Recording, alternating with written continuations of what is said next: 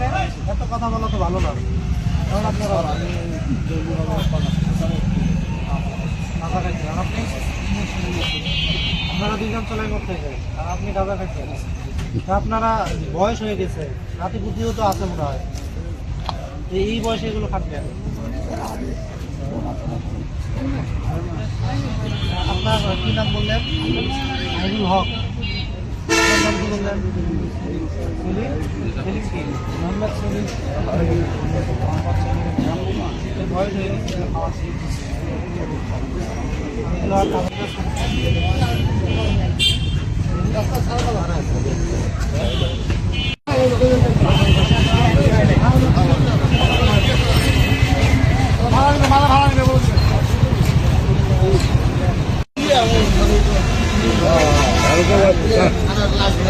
hello